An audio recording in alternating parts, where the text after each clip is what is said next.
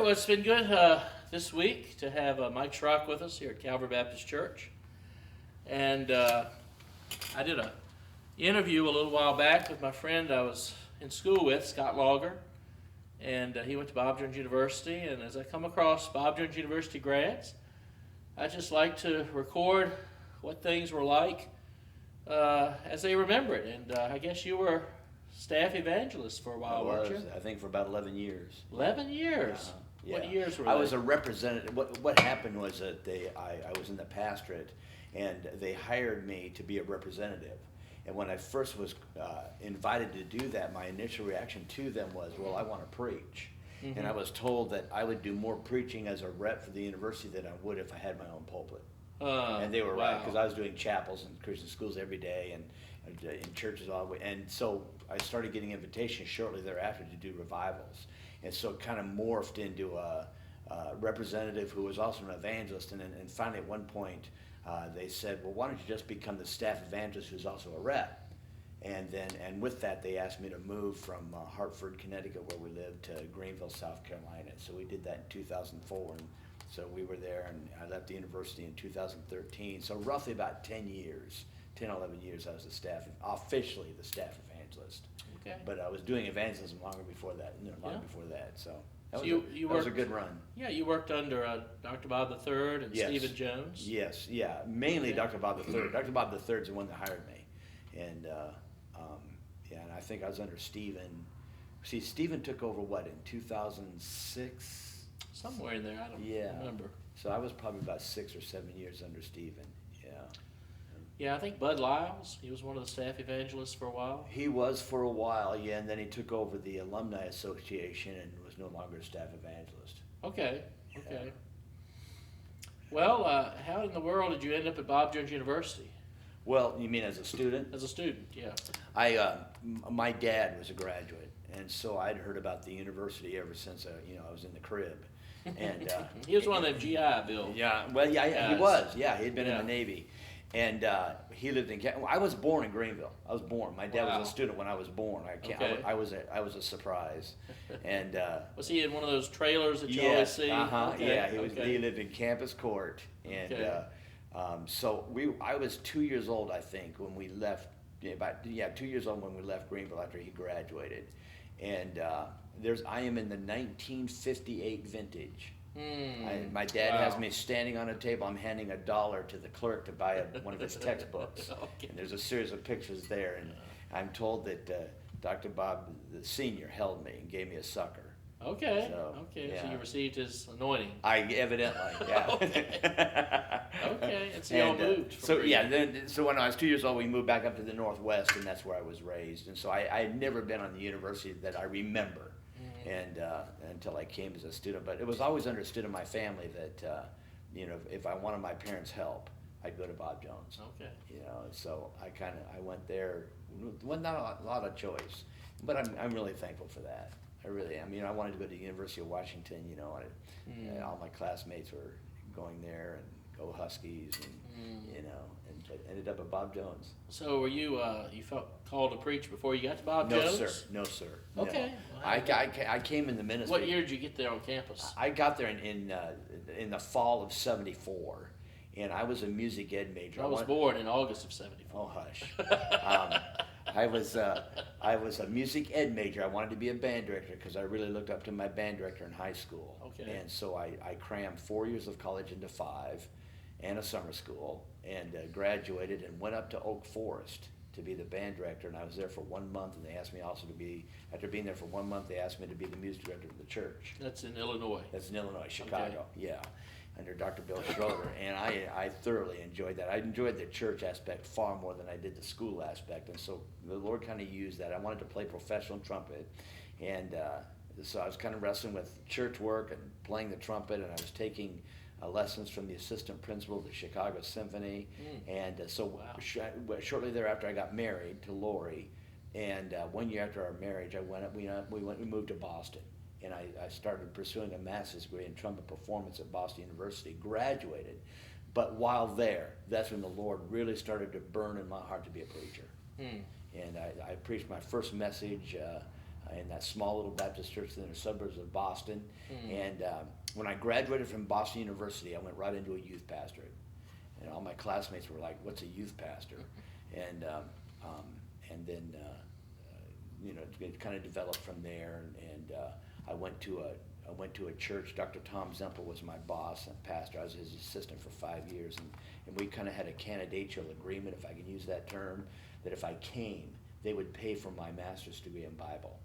So I got a Master of Ministries degree while serving as an assistant pastor at Northland. Okay. Yeah. So that's kind of how I got called to preach. So That was in the Boston area. right. I was living in the Boston Yes. area. Yeah. Actually, it was the Hartford area by that time, which is only about 90 miles from Boston, and then would go to Northland in January for a week and in June for a week, and got a master's degree in Bible there. So you were planning on going, or wanted to go in your heart, to University of Washington. Is that correct? Oh yeah, in high school, yeah, anything, but I wanted to, And so here you are. typical high school kid. You're thinking about University of Washington, and you end up on Bob Jones University campus. Yes. What was your impressions just coming on campus? What year was that? 70 what? It would be the fall of '74. Okay. Blew me out of the water. Okay. Just blew Okay. me out. I mean, I'll never forget my first chapel. The singing, it was incredible. I had never ever heard anything like it. And the whole scenery was just so foreign to me. And I remember one of the first things I saw, this cute little brunette walk down the aisle. I thought, man, she is cute. And she sat right there, and so I was very distracted that first day of chapel. But I'll tell you what, I loved it. Oh, I loved it. I loved Bob Jones. I just. What were some of the preachers you heard while you were there? Oh, mercy. I was raised on the West Coast, which is lovingly referred to as the left coast. I didn't know these guys. I didn't know who they were. Yeah. I had no idea who Singleton was, or big names, Robertson, and I had no idea. I was so naive, and so I don't remember who the preachers were. I remember Dr. Bob III being totally impressed with him, and Dr. Bob Jr. Of course. I liked the third better, but Dr. Gus was wow. I just thought he was hung the moon, and it was just it just blew me out of the water. And, now, were you ever in that television show, Show My People? I was a couple times. Okay. Yeah, every That's time some I was. old records I picked up at Goodwill for 50 cents. Yeah, every time I was in it was in a trumpet trio. I played in a trumpet trio Okay. one time with Dave Parker, and I don't know who the third guy was. Then I played in another one, and I don't remember who. But anyway, that was you get put on the makeup and had to have the right suit on. That was really interesting. Well, see, you had a similar background to me because I came from a Church of Christ background. Yeah. And I was pre-law when I went to Bob Jones. Oh, were you and I really? didn't know any of these preachers. Okay. I didn't even know, Patch the Pirate, Ron Hamilton. Oh yeah. I'd never heard of that stuff. Right. Yeah. Right. And so I kind of sympathize with you in that. Yeah. Because, I was looking at the trash cans when I came down there, and I'm thinking, South Carolina? Where are all the ashtrays? Aren't there supposed to be ashtrays on top of the trash cans? I just didn't understand what I was getting into, really. I'll never forget, as a freshman, I'd been there maybe 1 month, and I was in the concert band. Dr. Conley was not doctor, but Mr. Conley. Mr. Jim Conley was the band director. And we went to some kind, I don't even know what it was, Clifton. It was some kind of memorial. It may have been Veterans Day. Anyway, our band played in the cemetery. There was a big crowd there. And I remember these Southern women getting up and making these speeches and being all pro, go South, and I remember writing a letter to my mom, they're still fighting the Civil War down here.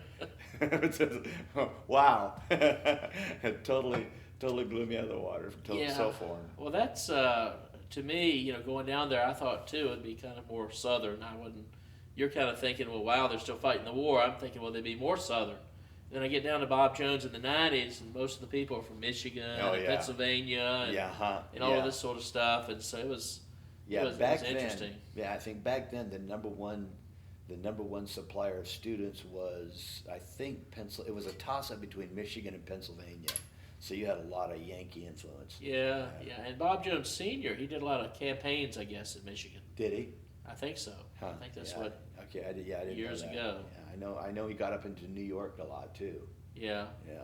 So what was the, you going into the dormitory, did you have any adjustments to do in the dormitory, or Well, your dad was military, so yeah, that prepared my you for parents it. were pretty strict, so, but I was I was in la la land, so, when it came to room jobs and stuff, I was always forgetting this and forgetting that, and my hall monitor, I joined Lanier because my hall monitor was in Lanier, and so he helped me out a lot.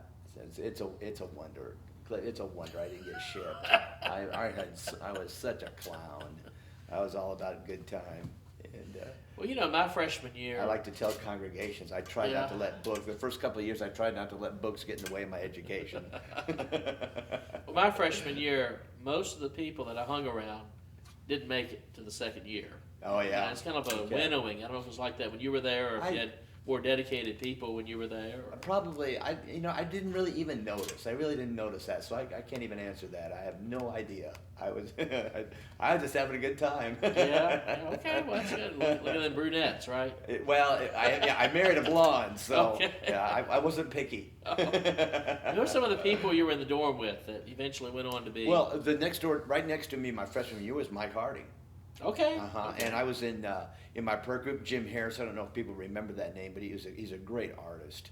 And Jim did some work for the university. I don't know where he is now. I think he's in North Carolina, but he was in my prayer group. Blake Spence, who now is on English faculty, was my prayer Spence. captain one semester. Dave Bain, who's the son of Harry Bain, who headed up the missions, was my prayer captain my first semester.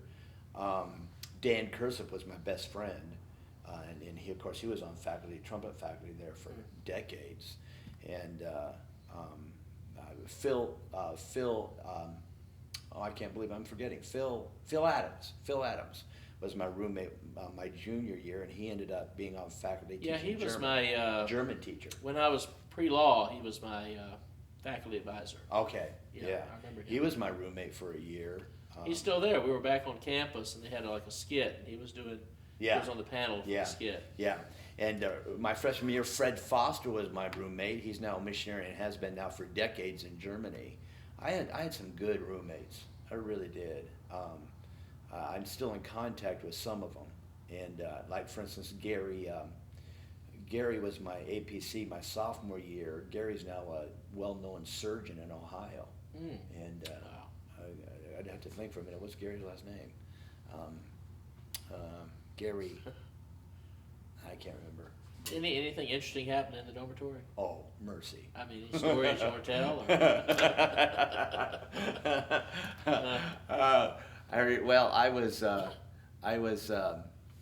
I remember that I was there for summer school one summer. No, I wasn't in summer school. I was just working on campus during the summer, and a kid had taken a whole pile of mattresses. Okay. He'd taken a whole mattress and made a huge stack of mattresses, and then went up to the top floor of Johnson Dormitory Yeah. and jumped out the window onto that. He got in big trouble. I'd say. He got I'd in say. big trouble, but oh yeah, all kinds of stories. I had a roommate. I don't want to be too descriptive here, but I had a roommate my sophomore year that would not take a shower. Oh wow. He would not take a shower. He would not, and he stunk. And so I remember we sometimes would bodily throw him into the shower. Wow. And Wow. you have all kinds. I remember too. I had a roommate one time. We were constantly getting into arguments because he believed that you could lose your salvation. Huh. And so there were really some interesting ducks in the dormitory. Yeah. Yeah, we had interesting. You talk about like rules. At Bob Jones University. My freshman year, we had a APC, which for people that don't know the terminology, it's assistant prayer captain. Yeah. He's kind of over the room, and his brother came to visit him over Thanksgiving, and left a Robin Hood Prince of Thieves CD in the room. And he got turned in, and he was de-APC'd, which means he lost his position, and we had Yeah. someone else to move in. So Because he had that CD. he had that CD in his possession. Yeah. And They were strict. of course, he was listening to light radio, in times. Oh, and, yeah. But he just wasn't strict to things. But I remember it was pretty strict in the dormitories It was. back then. It Pretty was. strict. Didn't bother me, but I was a pro at getting around the rules anyway. So. Uh-oh. Yeah. So you went there. Any chapels or Bible conferences stand out to you while you were there? Um, oh, tons of them, just tons of them. My freshman year, one of the highlights for me personally at Bible conference is I was asked to play a trumpet solo for the offertory, one of the services, and as a performer, that's a huge crowd. I'll never ever forget that. That was so fun, and as far as Bible conferences are concerned, my sophomore year I became an usher. Okay, And one of those. so I was an aisle usher of aisle 4 there in the amphitheatrium, and so Bible conference was pretty much very busy for me because you had to be, at your post for every service, and It's kind of an elite group when I was there too. It was Sharp dressers, press shirts. Yeah. We were kind of militaristic a little bit, marching and that was a That lot. really impressed my mother. Oh, When yeah. she would go and see those boys just walking up like the, just after you're used to, ushers slapping you on the back. How you doing, Brother Bob? Passing the plate and stuff. So. And you would, you make eye as they're coming down the aisle. You make eye contact, and you use the back of your hand. And you don't do this. It's effeminate. That's sloppy. Okay. Keep it sharp. And Have any thoughts you want to share about female ushers now at Bob Jones? I didn't know there were female ushers. I believe there are. Yeah. Oh, for crying out loud! Equal rights. No comment. Huh? No comment. No. Okay. Mercy. You think Female ushers. that was the good old boy club. At Bob That Jones. was. It was. Ushers. They really were the elites. And when I became a staff evangelist, the ushers crew would often invite me, as an old man. They would invite me to come up there to the rup room there, up way high up there in the crow's nest, in the amphitheater. They would invite me to lead the auction where they were raising money for the offering, and I would do that auction with them, and that was what a joy to be identified with the ushers again, like that up there, and they were good guys. So how'd you find your way back to Greenville? So you graduated, you went to graduate school, I guess, right out of college. How did you find your way back to Greenville? Well, because I was an assistant pastor under Frank Bumpus in Chicago. Schaumburg. In Schaumburg, and it was time for me to move on. Frank was like that. He never kept an assistant too long. He and Van Gelder had a philosophy that you don't keep an assistant too long because you don't want your congregation to start building a loyalty for them over the pastor. Yeah, okay. That's kind of old school. Yeah, very, yeah. And so I started looking for a pastorate, and Dr. Bob III caught wind of it. And so I got a phone call from the university asking if I'd be a rep for him. Not for the press, for the college. And like I said before a few moments ago, I wanted to preach, and they told me I'd do more preaching. And that was what year? That would have been 95, 90, Okay. 95. Well, I was still in college. Yeah. And so I accepted, and with that, they asked me to move to New England because I'd been there for a number of years, and so I kind of knew the area, and they thought I'd be a good rep from New York and New England, and I loved it. Oh, I loved it. They gave me a minivan and minivan, and traveled all over the place, preaching in chapel, showing promo films, and waiving application fees, and preaching messages in the church, and it really was a kick. So I did that for 8 years. Yeah. And then the university said, we'd like you to move to Greenville.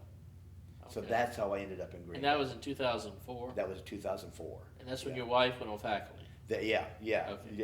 They asked me to move. The nursing faculty at Bob Jones caught wind of it, so she got a phone call saying, hey, would you like to be on faculty? And she's always wanted to teach. And so she told the university, the university told me, well, you'll need to get your master's. We'll pay for it, but you need to get your master's degree. So her first 4 or 5 years as a faculty member down there, about killed her. She was teaching full time and then going to Gardner Webb up near the state line. A lot of her courses she could do by internet, but some of them she couldn't. So anyway, that's So like from 1995 to 2013, you were the face of the university. I was, yeah. I was told, I was. I was told in my training, literally in my training, Wow. You are Bob Jones University away from Bob Jones University. And so that was fun too, Clinton. That was really fun because I would, Clifton, I would in my training, I met with all the deans one-on-one. I see. And just they told me the pros. Who were those people? The pros of their program, and Who what were they the really deans? have. Well, it was Dr. Gustafson, of course, in fine arts. Yeah. It was Dr.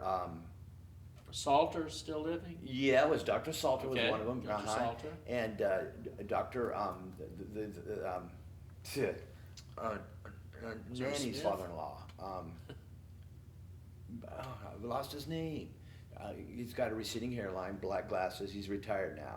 He was very political too. I can't. Yeah, I'm I so think I bad. know I'm who so you're bad talking at this. about. I can't remember his name though. And then Aaron. Aaron. I forget what he was. He was the dean at the time of business, and then he eventually became the head of the SAS.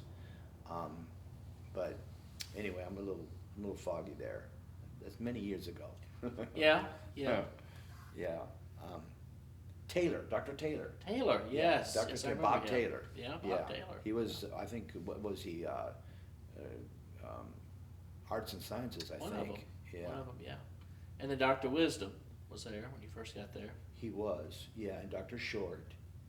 Yeah, I had a meeting with Dr. Wisdom.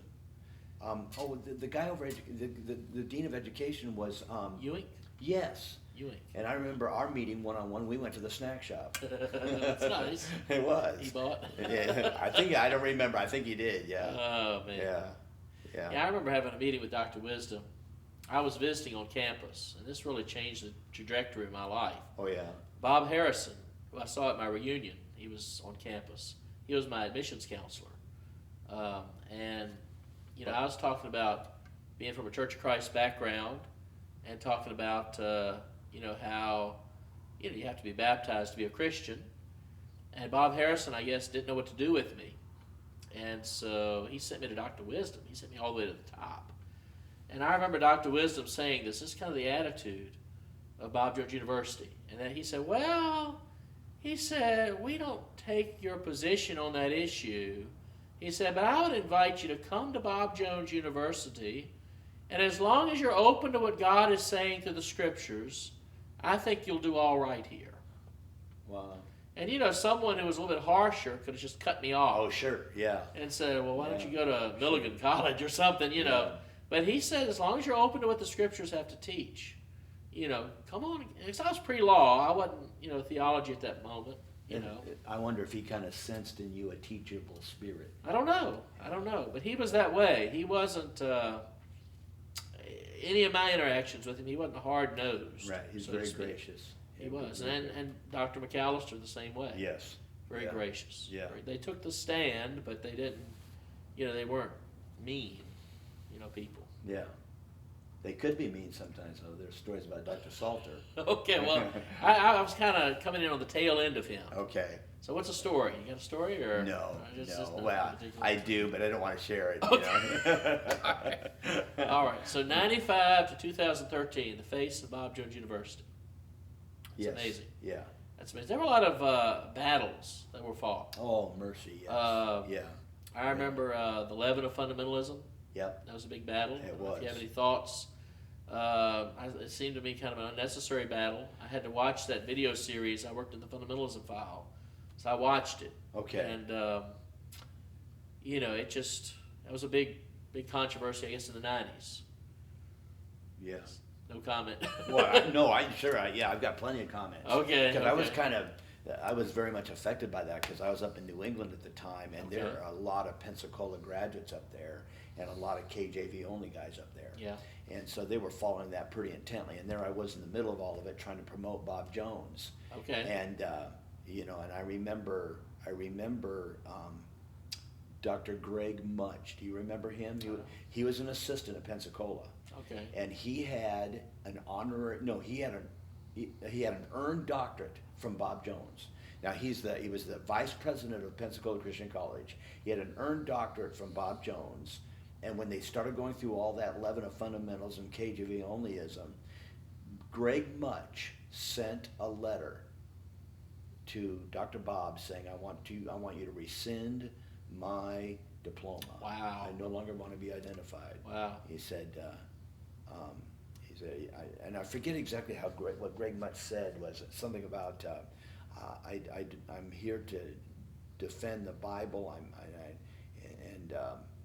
And Dr. Bob wrote him back a letter. Dr. Bob shared this with me personally. Wrote Greg Much a letter saying, well, I'm with you there. If you want us to rescind it, we will. If you, I appreciate your wanting to defend the scriptures. Why are you attacking those of us that are with you and defending them? Mm-hmm. And so there was some bad blood. There was some bad blood there, and unnecessarily. And I won't mention any names, but one of the leading speakers on one of those videos was in New England, a large church just a few miles from where we lived. And it's ironic that a few years later he was discovered to be greatly immoral in his practice, and I know that was probably kind of a black eye for Pensacola, and but yeah, that was a very, very touchy time. I don't know how many times I was saying to student bodies, yes, we like the King James. That's the only version we use from the chapel. That's the only version we use to memorize in Bible class. We love the King James version, and but we were getting attacked anyway, and so that was a dicey time. Yeah. Well, there were a lot of things. I'm thinking back to as a preacher boy at Bob Jones University, some of the music issues, and you're a music guy, and I just would like your take. Were some of those battles that were fought then, I remember one of the big things was holding microphones. That was a big battle. Yeah. Was it worth the fight? Is it still worth the fight? What are your thoughts on some of those boy, battles that's a fought? loaded question, Brother Cliff. That's a loaded question. Is it worth the fight? Absolutely. Absolutely. Okay. Because I remember in chapel, Dr. Bob III saying repeatedly that when a church starts to sour, when it starts to go south, the first area that always does it is music. Music is so, I have a good friend who's got his doctorate in education, and he tells all the time his student bodies that music is so directional. It's so easy to tell where a person's toes are pointed spiritually by the music, the style that they like to listen to.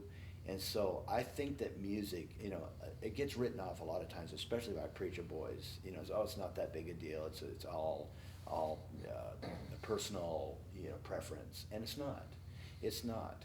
And so yes, I think it's worth the battle. Holding microphones, no, I don't. But that was a big thing. Yeah. That was a really big thing. It was because you had the groups from Pensacola coming to Christian schools, and they'd have their holding their mics, and I know a lot of pastors were bothered by that, and so and then you'd have a group from Bob Jones come in, and they would never hold a mic, and that spoke well for the university in a lot of churches. Yeah. But that, I don't know if that was, but holding the mic is kind of mimicking a style that was directional. I realized that holding a mic in and of itself is no big deal, but there was a reason they were holding it. They were trying to mimic a style out there that didn't do us a lot of good. See, I was really, I got assurance of my salvation while at Bob Jones. Yeah. Coming from the background I did. And so I was like a sponge. And so these things were just kind of new concepts to me. Yeah. And canned music. That was another term. I guess you wouldn't use the word can, you'd use digital music or something now. I don't know. But once again, that was something, they said if you have a piano player or you have an instrumentalist, never use canned music. That was a big thing. And and it was a big thing back there because churches were, for the most part, taking a clear stand against that kind of music in their church. But as that wall has demolished, canned music is more and more accepted because it's not a fight anymore. Personally, I kind of feel like we gave ground, we surrendered. And we lost. I mean, look at our churches now; they're a mess. These praise teams, and I know sadly the university is kind of supporting that now, and I think it's tragic. Yeah. I remember one of the things you talked about Mike Harding. Yeah. I remember whenever he would come to speak in the 90s. You hate to use the word, he'd have the latest gossip, but he would always have something on somebody that he'd want to share with the preacher boys. Yeah. And he had a personal conflict, if I remember, with Pensacola. He did, yeah. Because there was two messages he was going to preach. if I remember right, and he preached the first message, and like they didn't want him to preach the second one. Right. And right. the topic of that second message, if I remember, was association in music. Is that a big deal? Association in music? Oh, absolutely. Okay. Yeah, absolutely. And I'll say this too. I took song leading with Fred Coleman. Yes. I loved Fred Coleman, and he was you just keep just the tempo. He said the only reason people don't like hymns is because you don't lead them right. That sort of philosophy. And he was even talking about he would not at that time lead a Bill Gaither song. I remember him mentioning that specifically. He's from Indiana. Yes. And because of the associations there. Right. But anyway, go ahead. Associations. Why does that matter? Well, I think that it matters because your young people, we say, well, we clean it up and we take out the offensive elements, but your young people know a whole lot more than you give them credit for, and they're very uncanny at their ability to get on the internet, look at that group, look at how it's originally performed, and as much as we think we've cleaned it up, in their little minds they're thinking, well, this is okay. Because we sing this at church, even though it's cleaned up at church, to them it's a green light. And right now you've got this whole sovereign grace movement that by association is Calvinistic. And so the music has just kind of helped because of that identification, that association. The music has kind of helped to bring in that theology. And sovereign grace, I'm told, is theologically is a marriage between Calvinism and charismatics. What a strange bedfellow. And the music has kind of paved the way for that to be inundated in our churches. And so yes, I think association is huge. People ask me all the time as an evangelist, how do you feel about Getty? Singing Getty in church. And there are a lot of good churches that are singing Getty. And my personal take on this is that I think all of us, 50 years from now, are going to be singing Getty. It's good music. It's beautiful music. But right now, I can't sing it. I mean, I will sing it if I'm in a church that is okay. But as far as my own personal taste, I don't no, thank you. Not yet. Not yet. Like way back when I was a student at Bob Jones, we would never do anything by Gaither because he believed that He Touched Me was inspired.